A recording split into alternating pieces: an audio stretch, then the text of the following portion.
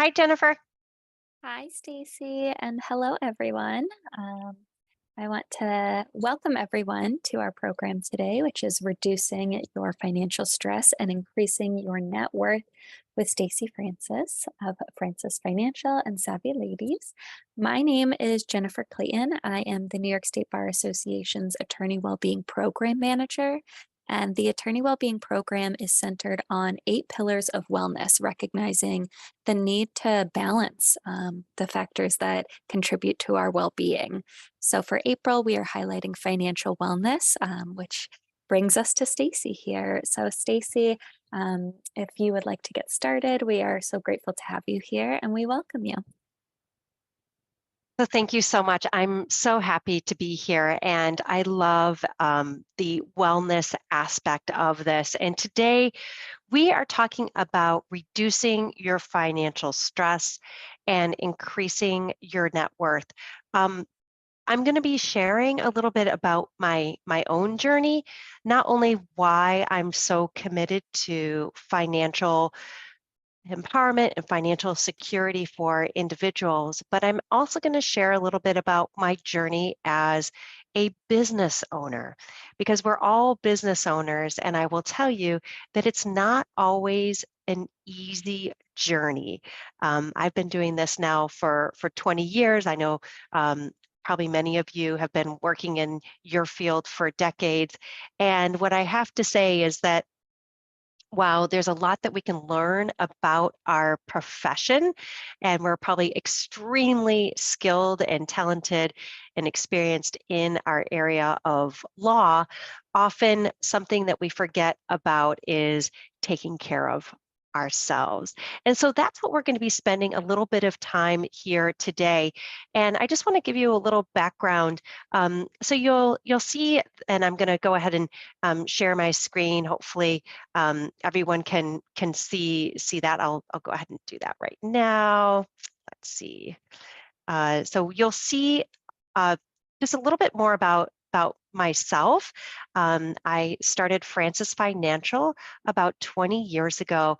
We're an independent fee-only wealth management firm, and we are here in New York, but we have clients all over the United States.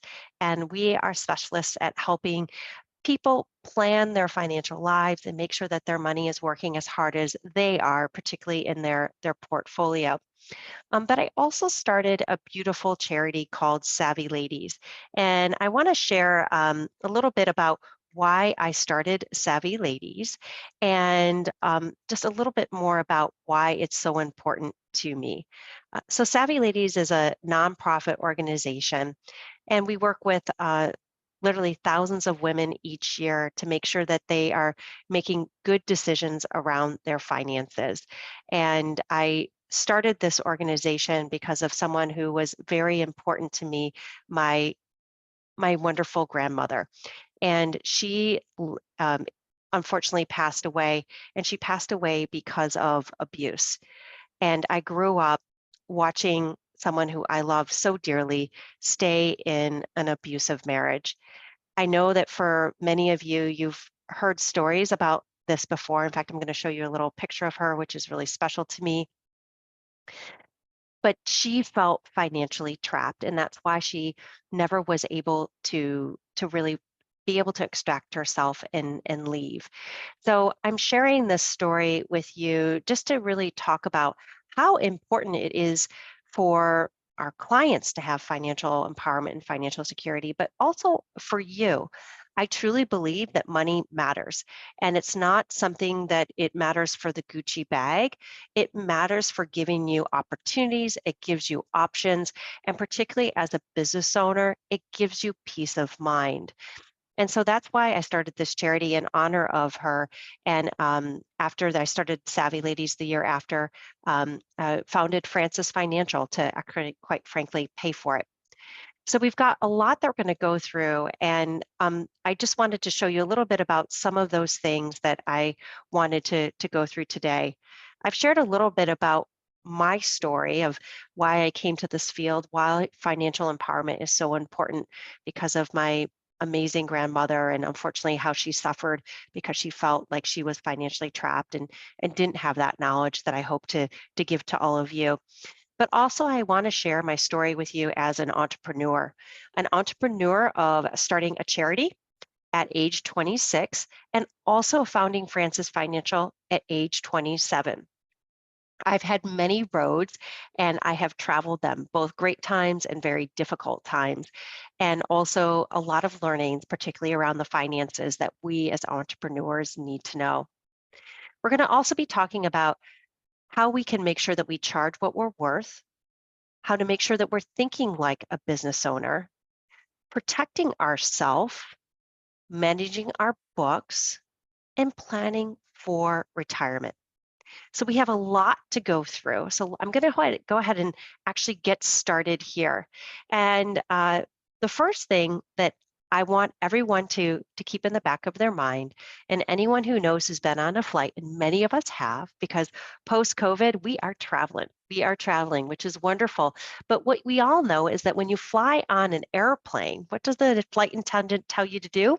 Well, they tell you to put on your oxygen mask first if there is a situation before helping others. Well, that's what I want you to keep in the back of your mind as well, because particularly as entrepreneurs, as lawyers, as attorneys, we're in a helping field. And often we can find ourselves helping others before we're helping ourselves. And what does that lead to? Well, that leads to financial stress. And financial stress is at an all-time high in America and around the world. And actually, I'm so excited that we're meeting today because today, little did you know, is International Financial Literacy Day. Financial stress is something that has become even more prevalent here, especially after COVID. I'm sure all of you had your own entrepreneurial journey through COVID. And for many of us, we saw a drop in our revenue like something we've never seen before. A very scary time, uncertain what the world would look like. And it's made having an emergency fund even more important. And it also created a lot of financial stress. In fact, 90% of Americans say that money is the most important factor that impacts their stress levels. They say that 4 out of 10 managing their money on a daily basis and the worry about that actually limits the extent that they can enjoy their life day to day. And only 1 out of 4, 25% of us feel, only less than 25% feel extremely optimistic about our financial future. Well, I have to say, if you watch CNBC, it can be very difficult because there is so much going on with bank failures of SV Bank. You have concerns about the debt ceiling and if it will be lifted. We have concerns about the stock market, high inflation, interest rates being raised, making owning a home more expensive than it's ever been in history. All of this compounded with us as entrepreneurs having to keep up with low unemployment and higher costs of the fantastic team members that we have. We as entrepreneurs are paying more for our staff members than we have at any time in history as well, trying to hold on to them and make sure that they don't jump ship to another firm. So there's a lot of pieces that we are really having to deal with, and it's creating a lot of stress. So what do you need to do? Well, there's two pieces. There's the what can we do to reduce the financial stress and increase our health and well-being? And then there's the piece about what do we need to do with our finances to make them as robust and buttoned up as possible. And we're going to be really focusing on both today. So let's jump into the most important things. We're going to talk about setting our priorities, reviewing our finances, making sure that we've got auto pay on our bills so that you don't have to worry about, did I pay that bill? We're going to get very clear about making sure that you have an emergency fund. And you've never heard this. You've heard about an emergency fund for yourself personally, but I'm also going to be talking about an emergency fund for your business. And we're also going to see and make sure that we recognize when we are particularly anxious. When we are anxious about our finances is typically when we don't make good decisions in our business. And I'll give you a case in point. The times when I worry about money and if we're pulling in enough are the times when I'll say yes to bringing on a client that I know in my heart we should not be working with. Maybe it's their personality. Maybe they're not an ideal fit and they truly shouldn't be working with us because they um, don't value the work that we do. Maybe they don't have enough in income or assets to be able to pay the bills that you know that they need to pay to get your services. It's those times that I make mistakes. And so we need to make sure that we're in a very good place so that we can make sure that we're making good financial decisions, taking on the right clients, making the right financial choices for our business and also for our life. So one of the most important things you can do as a entrepreneur is to set our financial priorities. So if you think about this, uh, planning a vacation, you plan a vacation, you buy your tickets, you book your hotel, you may even have planned some excursions. Well, 80% of Americans spend more time planning their vacations than they do reviewing their financial priorities and their financial goals. So taking time to, number one, understand what your goal is. Is it a certain amount that you want to put away into retirement to be able to retire at a certain age? Is it building an emergency fund for yourself personally and for the business? What is your goal? And then having monthly appointments with yourself to see what you've saved, if you're on track, if there are certain costs that you can reduce in your business and in your personal life to be able to achieve them more quickly, and making sure, again, that those are realistic goals. Now, something that I'm going to share with you too, that I think as attorneys and also as a financial advisor, that many people have struggled with is charging what we are worth. There's those hourly fees. And do you ever look at hourly fees being charged by your other attorney counterparts and go, how are they charging that? And thinking, I could never charge that. Or wondering, could I charge that? Well, what I want to do is I want to actually give you a formula that you can use to work backwards.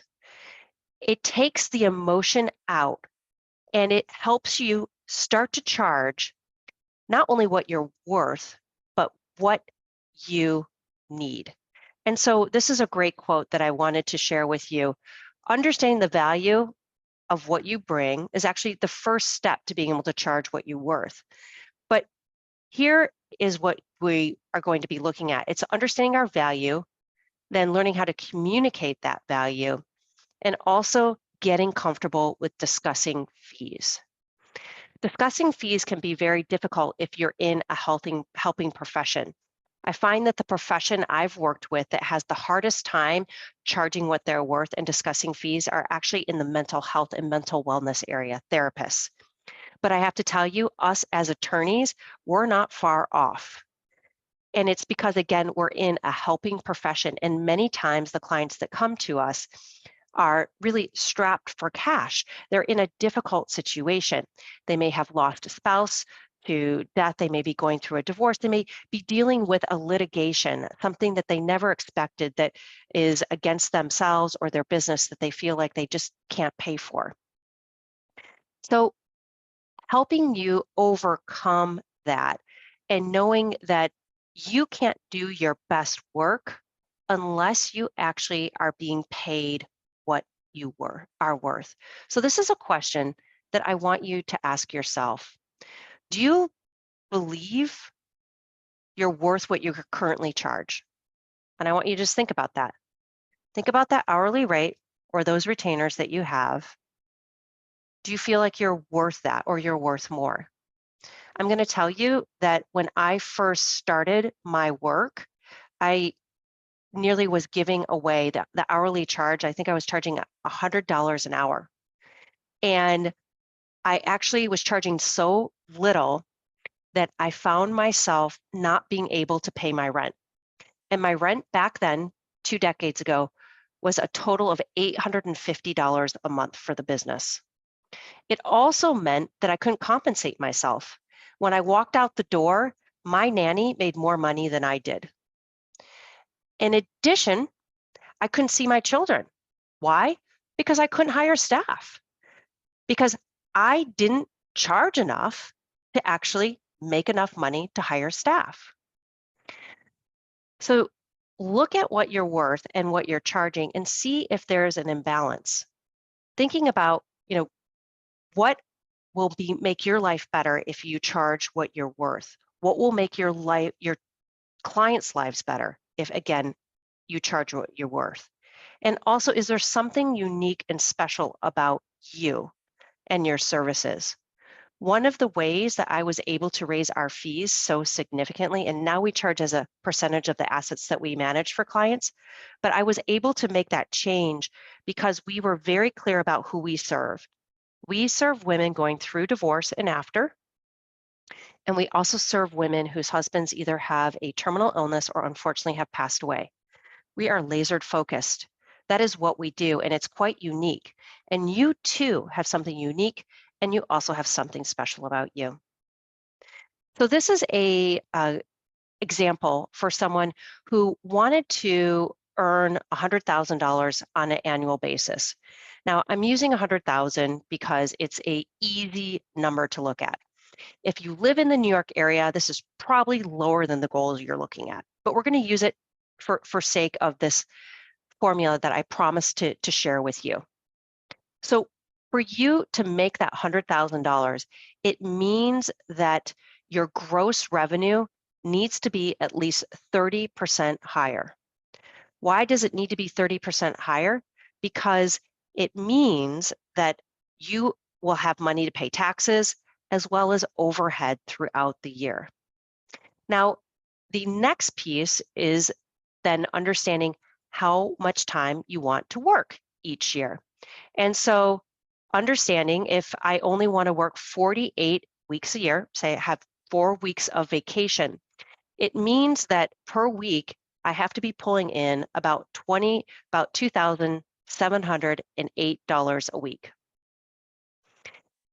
And what does that mean per client?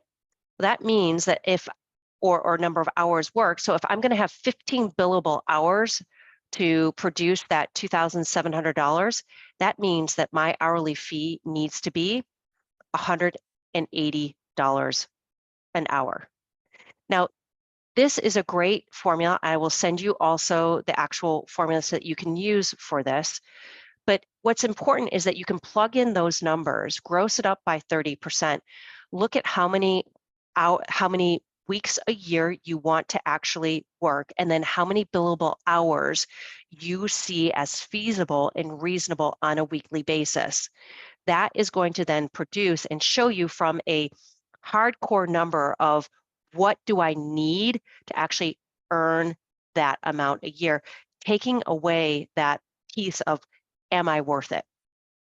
Am I worth it? So this is really important. And why is this important? Because money is power and it's possibility, particularly as a business owner. The more comfortable you feel as a business owner, the better decisions you're going to make, and the more likely you're going to be able to take care of yourself. So thinking like a business owner. Well, thinking like a business owner is constantly looking at everything and setting goals, focusing on your profit, and knowing your value. This is really powerful and also very key. So understanding what is the amount that we have to be pulling in on a monthly basis in billables? What can our expenses be? What is our profit? Do we have a 30% profit margin? Do we have a 40% profit margin? and checking in and looking at those numbers on a monthly basis to make sure that you are on track. One of the most common things I see individuals doing is mixing the business finances with their personal finances when they start. Make sure that they're completely separate, that you have a business banking account, a business credit card, and such, and no shall they ever mix. Then you have your personal checking account and you have your personal credit card. Something that's really key as a business owner, it's very important to make sure that you are structuring your business properly with the right legal structure, that you're creating an emergency fund, ideally a 6 months emergency fund to cover your expenses for yourself personally, but then also 6 months expenses to make sure that your business can function also and pay all your expenses if, God forbid, you cannot earn that money. Making sure that you have the right errors and emissions. Do you have the right property and casualty insurance? This is especially important if you have an office location and clients are coming in and out, staff members are coming in and out. Having a fantastic accountant, because one of the most important things for you is, yes, it's your gross income, but more importantly, it's your net and what you take home after tax. So making sure that you have a great accountant also that's giving you key guidance on everything that you need to be doing with your tax returns. So let's jump into insurance. I don't sell insurance. Again, I'm a fee-only fiduciary financial advisor, but I know how important insurance is. You need to have life insurance, especially if you're married, if you have anyone who's dependent on you, such as children or maybe parents, or if you want to make sure that your mortgage is paid off if you pass away. For most individuals, if you are your own business owner, then you need to get this insurance outside of your company. For other people who work for a large legal law firm, most individuals can get insurance actually through that just by signing up through your group insurance. And typically we can see that up to 3 times your annual salary is covered through that group insurance. Often there's other availability to be able to get even more insurance, and we've seen maximums up to 2.5, even $5 million. And you can do many of these, you can choose many of these options without evidence of insurability. That's important for those individuals who maybe have health issues. These are all things to think about. So how much insurance do you need? Well, a rule of thumb, and this is not true in all cases, but a rule of thumb is 9 times your annual earnings with a max of 1 point. So 9 times your annual earnings. And so if you are earning, let's say $1 million, then your life insurance may need to be as much as $9 million. And so working with an insurance specialist to see what is the dollar amount that you need to make sure that your loved ones and your family is taken care of. The other one that we don't think about is disability insurance. Disability insurance is actually just as important, if not more important, than life insurance. You're 10 times more likely to become disabled during your working life than you are to pass away. And if you become disabled, you're actually even in some cases more of a financial burden because you are still, you're having to be taken care of by your family and you're costing your family. I know that sounds pretty blunt, but it actually really is true. If you work for a large law firm, you have you have disability insurance as well as the life insurance that I talked about most likely. And ideally, you want to have at least 60% of your income covered payable to you if for some reason you cannot work. Nearly 1 out of 3 workers are going to be suffering from a disability that lasts 3 months or longer at some point in their career. And so if you look at all the other individuals that are on this webinar today, again, 1 out of 3 of you are going to need disability insurance. You need that insurance to cover your personal expenses, but something that, again, you will not hear from anyone else is that you may need disability in addition to cover your business expenses. So I have disability insurance to cover my personal expenses to take care of my family if I become disabled. But I have a second policy that will pay out all the payroll for my staff if for some reason I am disabled. And it will do so for a period of up to 5 years. So this is really important and key to understand what you need and to get it in place. Now, the other thing to think about is long-term care insurance. Most people think about this at age 50 and above. Does it make sense? Well, 52% of people turning age 65, so over half of the people turning age 65 today are going to need long-term care at some point. That means someone that they're going to need care helping them bathe, helping them walk, helping them with custodial day-to-day care. And so this might be another type of insurance that you need to look into. And as far as the costs, the average cost for long-term care right now is about $10,000 a month. And based on historical data, the costs per month are expected to increase by 56% by 2030. That's pretty scary. All right, so on to managing your books. If you don't use QuickBooks or some other fantastic tool to keep track of your expenses and income in the business, you need to start now because you need to make sure that you are paying close attention to the finances of your company. Watching receivables, making sure that you're sending invoices out at the beginning of every month, that you're getting those payments in, keeping a pulse on your cash flow, recording your expenses and the receipts, and making sure that you have those financial statements at the end of the month so that you can see how much did I bring in billables, what were my expenses, and what was my profit for the month.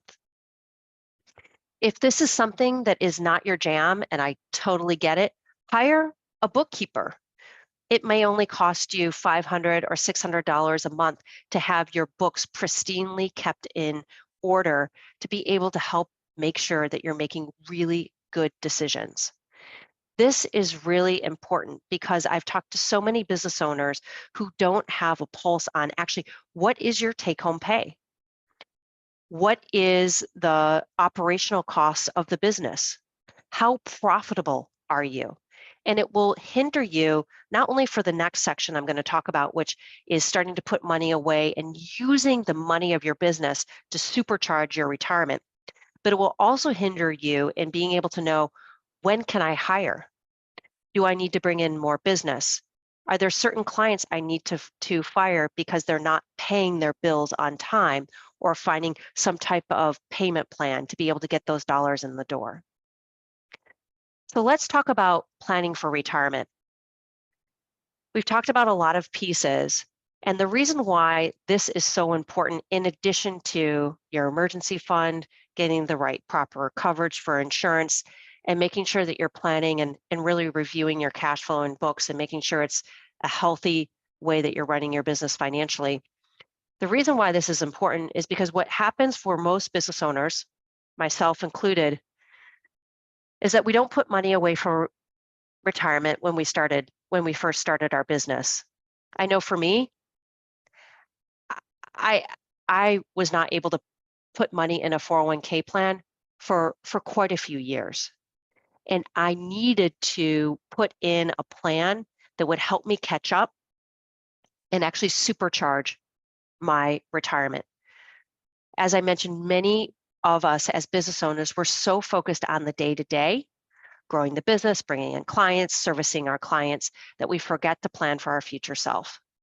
And I'm going to show you the tale of three ladies that you've probably seen or heard about, Selena, Ann, and Hallie. This is kind of a fun exercise here, but my hope is that it really drives home a point. in this scenario, each of them are saving $650 a month. It's actually a pretty low amount, $7,800 a year. That's something that pretty much all of us can do. But what's really powerful about this conversation is not actually how much they're saving per year. It's about when they're starting. And the sooner you can start, the greater the opportunity you're going to have that money double, triple, even quadruple for you. So Selena's younger. She starts at age 25, and she starts to put that $650 a month.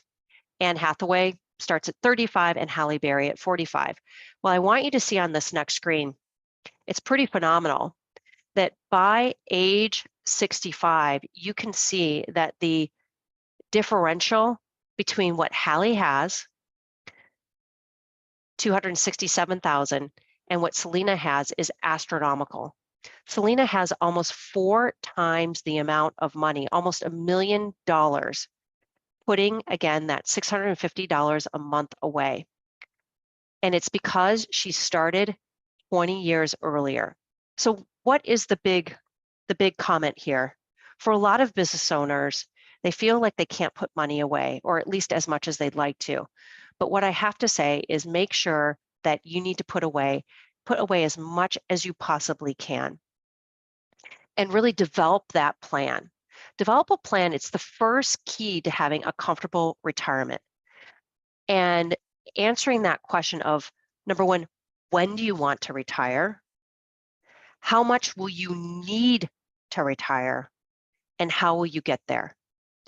So those are 3 pretty big questions, and you may not have the answer. But guess what? I'm going to give you a tool right now that you can use that is going to tell you, number one, are you on track? And if not, what do you need to do to get there? This is one of my favorite calculators. And in this calculator, all you need to do is fill out when you want to retire. So you can see right here in this calculation, going to retire at age 65, going to be in retirement at 30 years. So essentially saying that going to live till age 95. The retirement assets that they have at retirement, 1 million. The amount of income they need from that retirement, which they put down, they want to have $4,500 a month pulled from those assets. And it's going to be invested in a way that is 40% bonds, 40% stock, and 20% cash. And when you calculate this, what it tells us is that actually, unfortunately, having that $1 million number at age 65 and being able to pull out $4,500 a month, not going to work. The amount that you can actually pull out, you can see from the calculation, is only $3,700. So what are you going to do? Well, you can do a few things. Instead of 40% stocks, 40% bonds, and 20% cash, you might be able to do instead 60% stocks and 40% bonds. Why do you need cash in your retirement anyway, right? You need it to grow for you for the long term. The next thing you can do is you can save more. Instead of that $1 million, you could save 1.2. The other thing you could do is you could increase the year at when you're going to retire. So instead of age 65, you can use age 67. So this is, again, a fantastic calculator. I will send this out to everyone. You can click on that link. It's free of charge, and play around with the calculator, because it's going to tell you, number one, what is your likelihood of success, and are you on track? And if not, what needs to happen to get you there? So this is, I think, one of the best tools. If you take anything away from the work that we're doing together today, take this away. So how do you do this? Well, everybody has heard of IRAs. You can put money in an IRA, and you can put in up to $6,000. If you're over age 50, you can supercharge that to $7,000.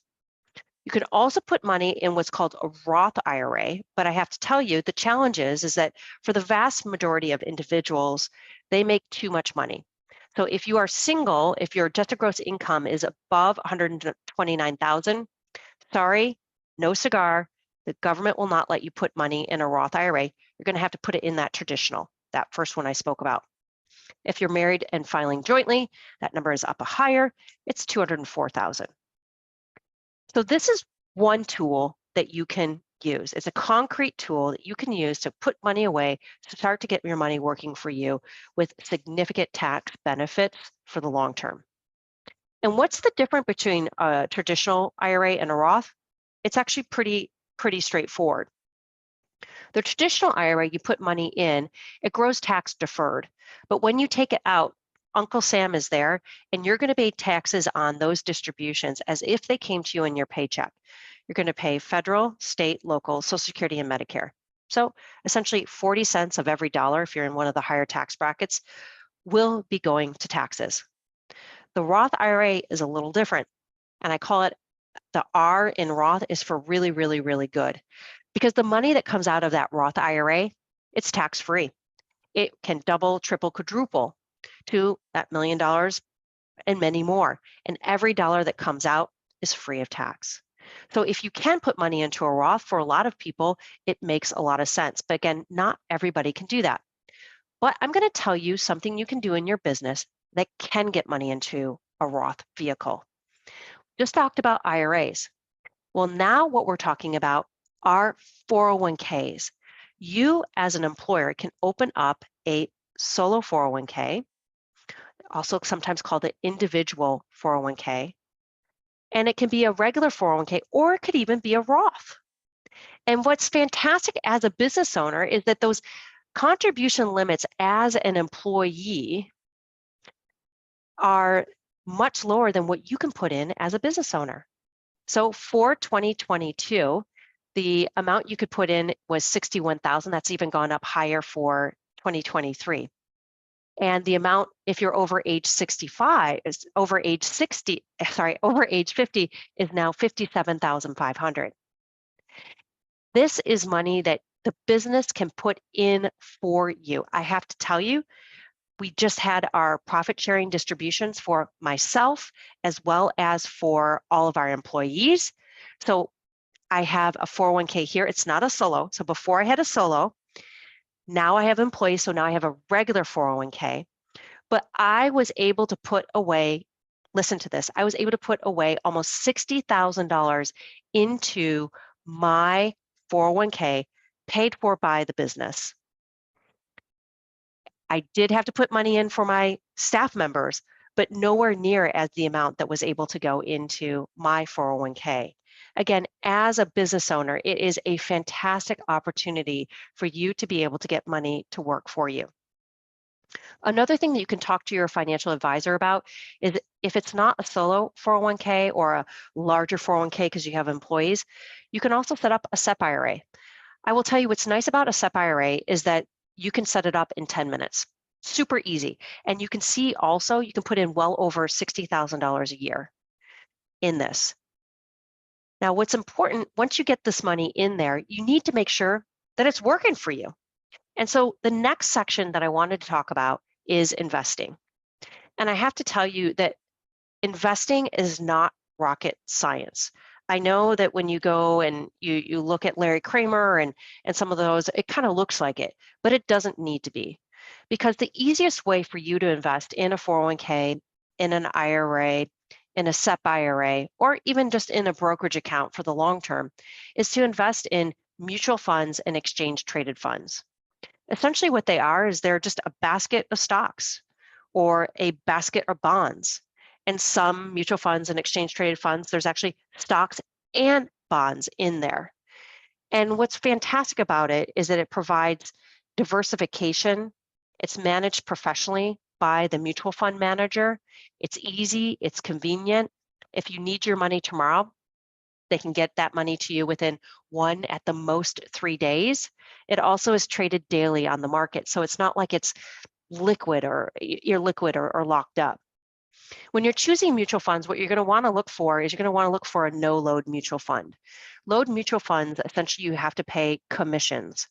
No load means that 100% of the dollars you invest actually go and are invested for you. If you've never seen loads, let me show you a little bit about what they look like.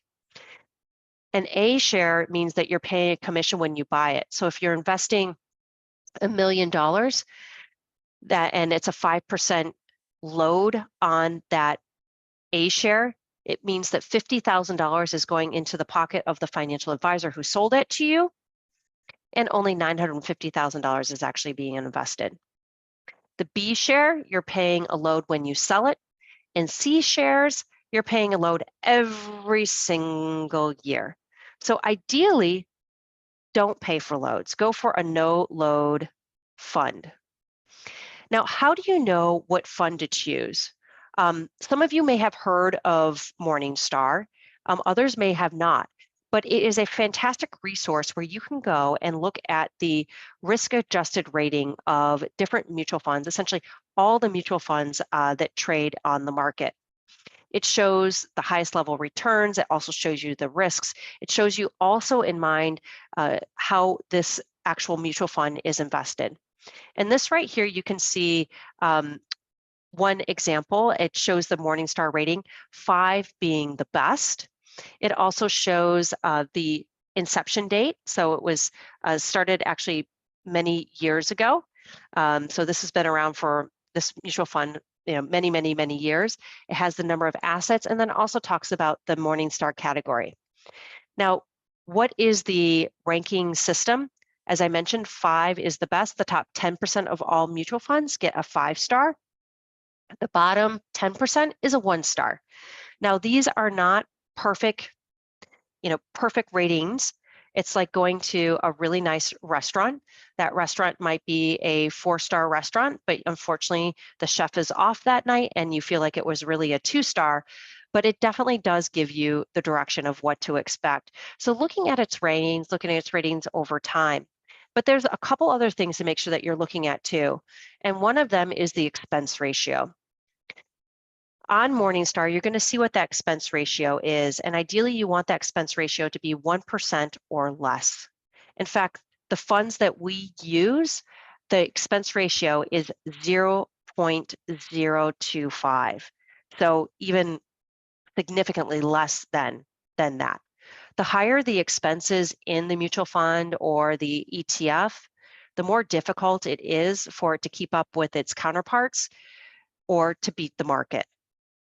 The next thing is understanding, are there any additional fees such as 12B1 or management fees? These are all things that are really important and key. And then also asset allocation. We're coming up to the end of once you have been able to research exchange traded funds and mutual funds and really understand nuts and bolts, what is the percentage, the most important things that make up your overall long-term investment return? And it's actually this. It's the mixture of stocks versus bonds that you have. It has the highest impact on what your overall return will be.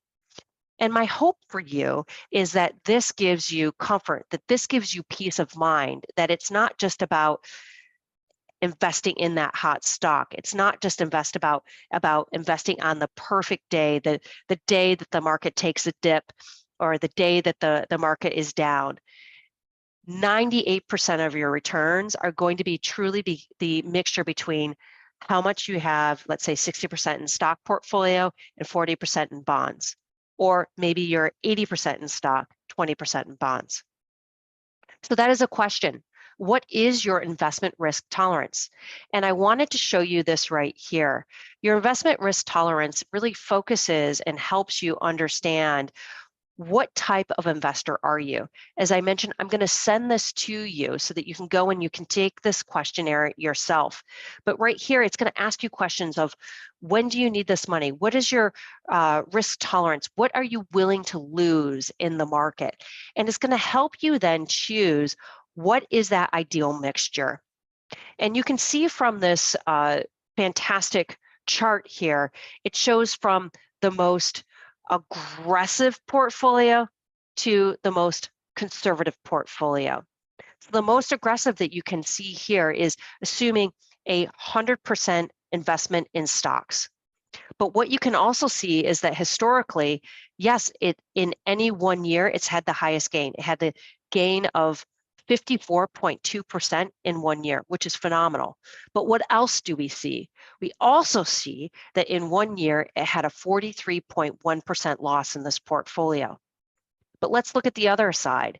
We go over here to more of a 50-50 portfolio.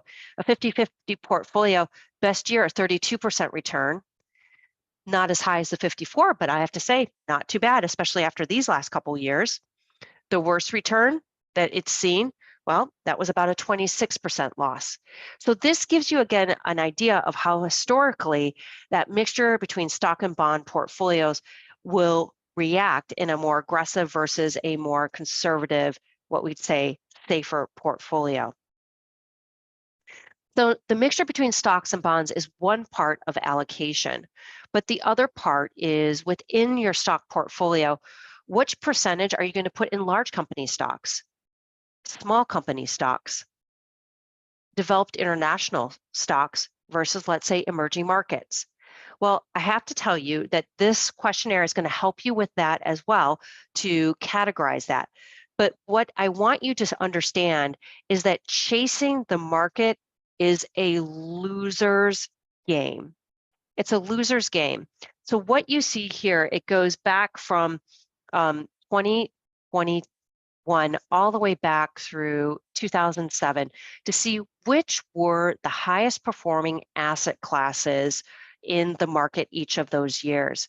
And something that you'll see, and I want you to look at this lilac color, this purple, light purple color, EM, that stands for emerging markets, China, India, Brazil. Emerging markets, many of these years you can see have been the top performers.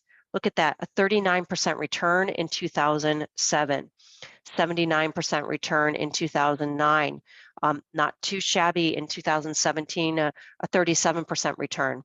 But I also want you to see how it's performed in other years.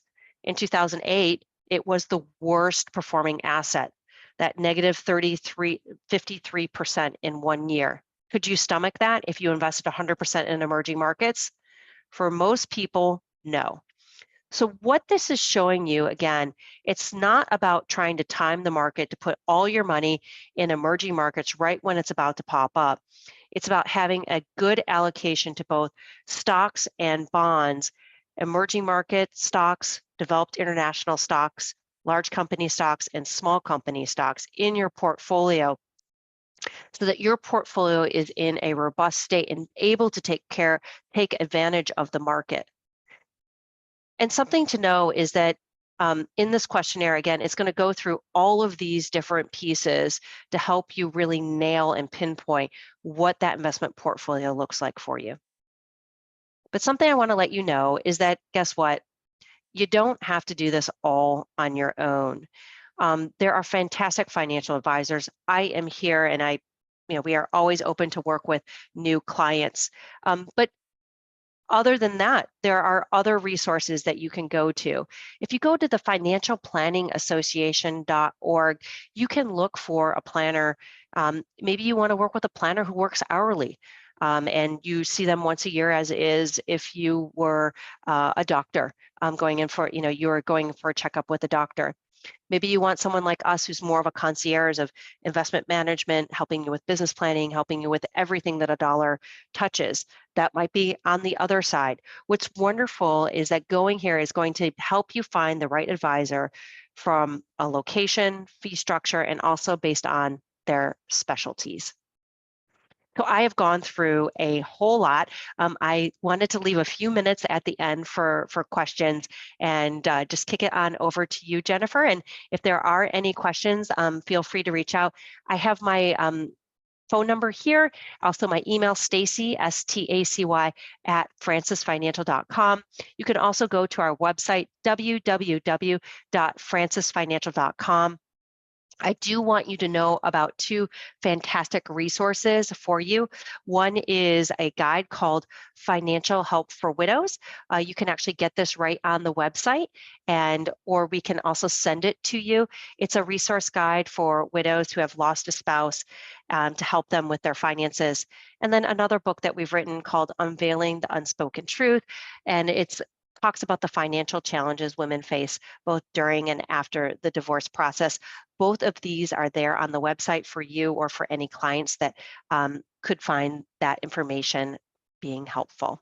So yeah, it's great to be here. And again, I'll kick it um, over to you, Jennifer, to see if we have any questions that came up during this time. Yeah, thank you so much, Stacey. That certainly was a lot of information. I learned a lot, and I hope our other attendees did as well. We have two questions in the Q&A that came up. The first one being, what happens to a Roth IRA when you start making more than the salary limit? That's a great question, Jennifer. And so I have a Roth IRA too. I can't contribute to it any longer because I'm above that limit. Yay. Um, and so I still have it. And so it's growing for me. Actually, what's interesting and a key about my Roth IRA is I have actually invested my most aggressive investments in the Roth IRA because what I want it to do is I want it to blow up like a balloon and become as big as possible because I know that whatever it grows to by retirement, I get to take out tax free. So in there, I have my riskiest assets. I have all my small company stock, mutual funds and exchange traded funds, and I also have my emerging market stock. But they're well balanced. In the rest of my accounts, I have, my large company stocks and my bonds. So it's all beautifully balanced. But what I've done is I've been very smart about putting that high growth, that high risk in the Roth IRA because it's going to grow more over time. So you don't have to worry if you make more than that. It just means that you can't put more money in. But there's a good thing to know though. That's in a Roth IRA. If you open up a 401k in your work, for most 401k providers, they offer the Roth 401k, and it doesn't matter how much you make with a Roth 401k.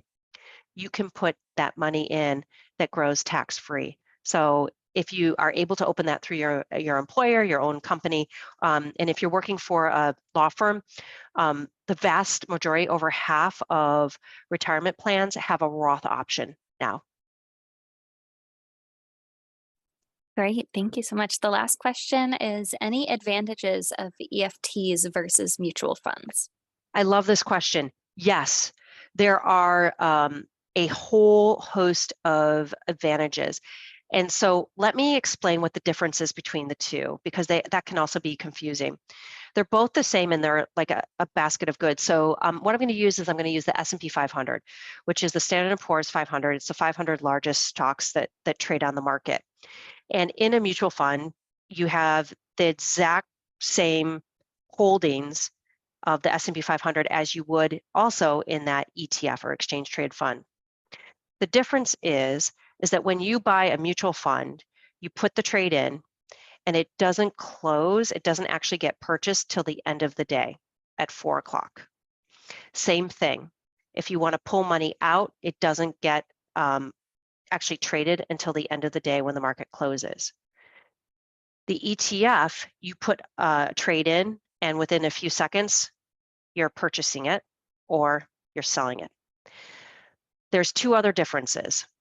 Mutual funds have ongoing fees within them that typically are higher than ETFs. That's why over the last 10 years, you've heard so much more about ETF. They're a lot less expensive. The second thing is that mutual funds versus ETFs, we tend to find that ETFs are much more efficient from a tax perspective, producing less in taxes because there's less trading. You're actually, they're not having to buy and sell assets within the ETF as frequently as they are a mutual fund. So for most situations, we try to use ETFs. They're cheaper, they're more tax efficient, and when you trade, you get the trade right as of that minute of what the price is. Awesome. Well, those were the questions that came into the Q&A. So with that, I just want to thank you once again for your time. Really appreciated you bringing us all these tools and resources, and for all of the attendees here, we will send out a recording and information so you can contact Stacy and see those resources as well. So thank you. Thank you, Great. Thank you, Stacy. Jennifer. Yeah, and for all of you, I'll make sure I send the link to the presentation. You can go to the website both to get those two books. Also, and again, any questions that anyone has, it's my favorite thing to do is just to talk about this. You can tell I'm pretty darn passionate. So if there are any things that I can help you with, please let me know. Great. Lots of thank yous in the chat and the Q&A. So just wanted to pass those along, Oh, thank and you. have a great day, Stacy. Thank you so much. Thank you. Bye.